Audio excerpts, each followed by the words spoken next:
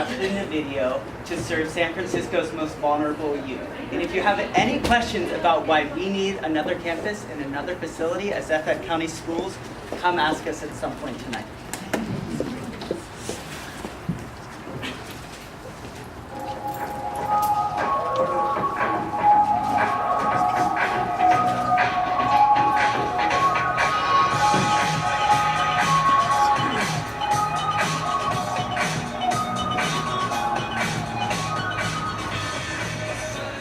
Over and over what we see is that school is a pain point, that they are smart, they're capable, and they have an enormous number of challenges, and those manifest in school. And so when we talk to their probation officers, their attorneys, their judges, they are constantly asking us for programs that can help support these young people to re-engage with school, to stay in school. And we don't really have very much that's working for some of our kids. I think you see when you see the kids talk, you understand that they don't feel heard. They didn't make a connection to adults. And I think our county community schools are small and personal and personalized. And I think our kids feel that and are able to make changes and demonstrate growth because they have that connection with the adult. And if you want to get to a student's mind and to understand their mindset, you have to reach out. I face police harassment, hella stuff, gang violence, hella shit. I think it's better when you give like space and you're like, how do I say it? Like you're involved, but you give them space, but it has to be a good amount of space and like a good amount of being involved. I was at school. I just didn't know. I ain't used to like school at all. I used to hate this shit. It was boring, and then it was too many challenges. Work was hecka hard. The teachers didn't really help you all like that. To designing something that can break cycles of oppression happening to the same communities over and over again. They really need isn't less supervision, it isn't independent learning, it isn't being out there on their own. They need to be wrapped around in a program that actually supports them social-emotionally, professionally, developmentally, as well as academically. I've seen these kids come through our systems and be failed by our public schools over and over again. And sometimes it takes years for them to finally land in the right spot. And I've definitely noticed this year that often that right spot is an alternative school. This year, with the unexpected temporary, hopefully temporary closure of Log Cabin Ranch, we had the incredible opportunity to bring 2 experienced probation educators in to pilot a program. We had students come in this year who really didn't know what they wanted to do, but they knew that they first of all, they needed to support their family. They had to do that. So they knew that they needed some kind of a job. But they also wanted a diploma, they wanted credit. So we found out a way to do all of that. I work in kitchen areas that involve prep cooking, line cook, dishwashing.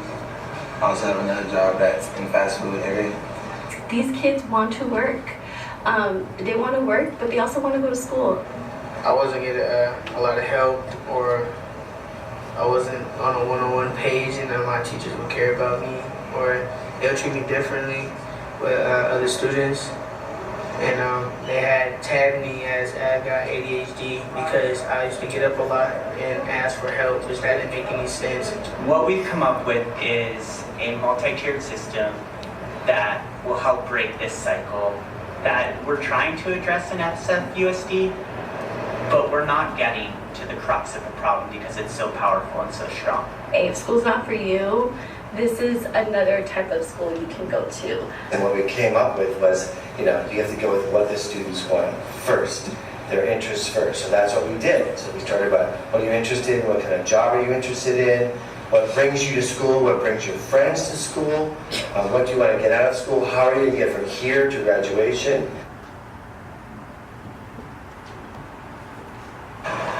Taking certain field trips and having my door open to more careers that I might be interested to. Like yesterday, we went to the airport, and I wasn't planning on applying to the airport until I found out like what good benefits they have and just how fun it can be, I guess. Oh, and free flights too. Free flights. Taking trip baby here. Oh, well, I like hands-on. Like, I think I learn faster when it's hands-on because I learn quick off what people do. That's the only thing. Because you can't get nothing without a high school diploma. That's what I think about when I come to school. I feel like field trips like that, where they're teaching you while you're doing actions, help people more because they actually are like intrigued by what they're doing, not like just staring at a board or something. Because they're in a boat, like, and they're telling you, oh, you need to do this to be able to drive the boat. What are your plans for after you graduate from high school, which I think is pretty getting closer here? Just get a major in music. Like accounting or something. Accounting? Yeah. Can I send my taxes to you? Yeah. They do the work that they've done and work on getting a diploma. And I think one of the things we've really learned in our design process is how important it is for our kids, not just to get that piece of paper and the skills that go with it, but also to get a job. And I really... The design process for the iLab was fantastic. It brought us from a broad idea of working with a group right to what you see right here in the classroom. Able to manage a job. Wow. Make sure that I have enough hours to keep my bills paid. For a remarkable number of kids, it comes right down to money. That they need to work now, or they need to see how this is going to lead to their future. No, they're looking for a job, they're looking for money, they need something to support their family. So if you go from someone who's homeless and wants a job to support his family, but he knows that he needs a diploma, you have to find a way to do it, and I think we found that way to do it. With Civic Center and with the county team this year, because they're doing a fantastic job and they're busting at the seams. We need more space. All of our kids want to work, but the reality is that not all of them come to us ready to be successful in their first job. And we provide scholarships so that students who need to get paid can get paid to participate in otherwise unpaid programs. $6,000 will fund another 10 scholarships for a semester. $12,000 will fund 20. Some of our kids come to us with job coaching and intensive occupational therapy through probation and child welfare, but not every kid has that access. With $18,000, we can have a licensed clinical social worker on staff who can provide that support and leverage tens of thousands, probably hundreds of thousands of dollars worth of job support through partner agencies. And this is important because this is what brings the kids in the door and keeps them coming. And we'd love your support to fund these things.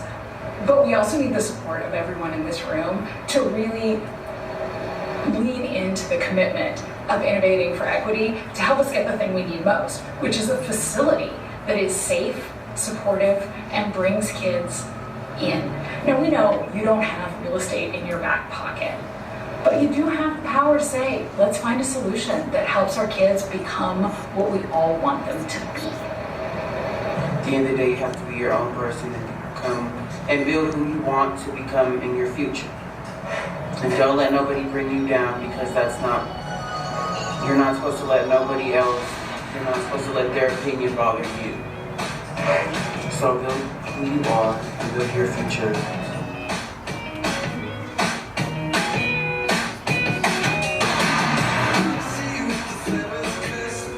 Flower